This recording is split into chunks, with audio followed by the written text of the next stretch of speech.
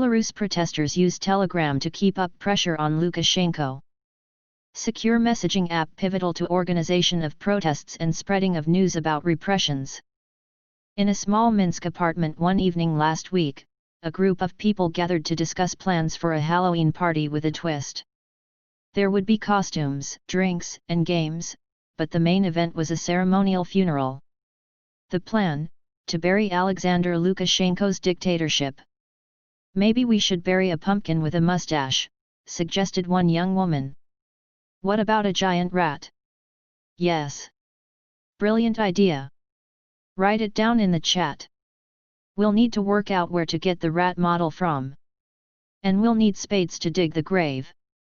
It would be cool if we have a proper grave. There's a funeral parlor near me, maybe we can actually order a proper gravestone." The discussion went on in a similar vein for several hours. Those gathered were the most active members of a local group coordinating protest events in one small district of Minsk, using Telegram. The app has been a driving force of the protests against Lukashenko, since they began in August after he declared victory in a rigged election. The biggest channel has nearly 2 million followers, helping to direct the weekly Sunday protests and spreading news about new repressions.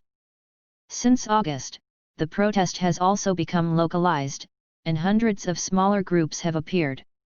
Now there are Telegram channels for each city, each district, and in some cases even individual apartment blocks.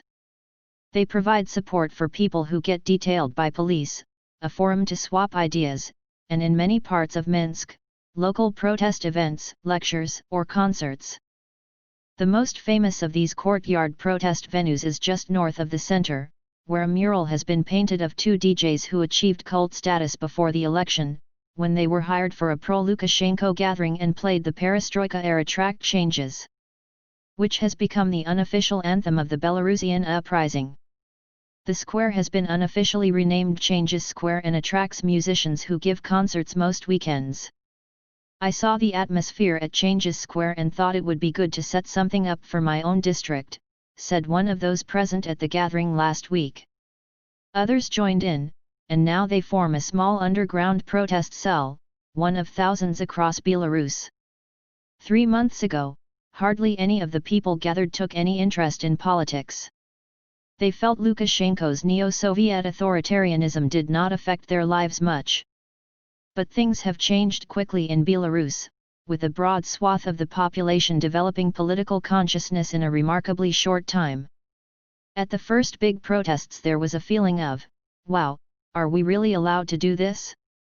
Then there was a feeling of total helplessness seeing that it was not working, and now we are doing all this organization as a form of therapy, said one man in his 30s, who is responsible for distributing opposition leaflets and newsletters to people's apartments in the neighborhood. He has recruited a network of volunteers in each apartment block, as an intercom code is required to reach the letter boxes. None of the carrier pigeons know who the others are, and why should they? I also don't know the identities of the people who are printing the materials. It's better that way. If they pick me up and start breaking my fingers, then I won't be able to give anyone else up, said one young man. With thousands of people arrested in recent months, everyone here now takes precautions. When going to protest, they take rucksacks full of essentials in case they are arrested. Several say they wear 2 pairs of pants just in case nobody wants to spend 15 days without a change of underwear. As the protest mood refuses to be quashed, Lukashenko's regime plows on with its grim crackdown. This week, some restaurants that joined a strike called by the opposition on Monday have been closed down, ostensibly on health and safety grounds, while Lukashenko has ordered universities to expel striking students. The dean of one university resigned, apparently unwilling to do so. On Friday, Lukashenko said that the regime would no longer take prisoners and would hunt down opponents even if they were hiding in private apartments. If someone touches a serviceman, he should be left at minimum with no hands, said Lukashenko, who has on occasion made suggestions he is ready for reform though his actions have suggested the opposite. The district protest planners said for security reasons, they only communicated through encrypted Telegram chats, using accounts that were not linked to their phone numbers and registered under pseudonyms. Most of those gathered do not know each other's full names. And only one of them knows who the Telegram channel administrators are. Sometimes, the conspiratorial chatter last week could seem a little bit overdone. It was only a local Halloween party they were discussing, after all. But the caution turned out to be far from misplaced. In the days after the meeting, strange men arrived at the apartment of one of the channel's administrators and rang the doorbell for 15 minutes. She did not open the door, and waited for them to leave. Later, after other group members had done a sweep of the area and given the all-clear, a friend picked her up and brought her away. Shortly afterwards, her landlord received a call from the authorities that they had a warrant to search the apartment. The rest of the group are now worried for their safety.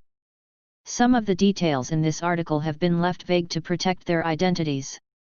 I don't know what charges I face or whether I can go back, I don't know what to do at all, the channel administrator whose flat was searched said, on a Telegram audio call from a safe location outside Belarus. But I know one thing, I'm not giving up the fight.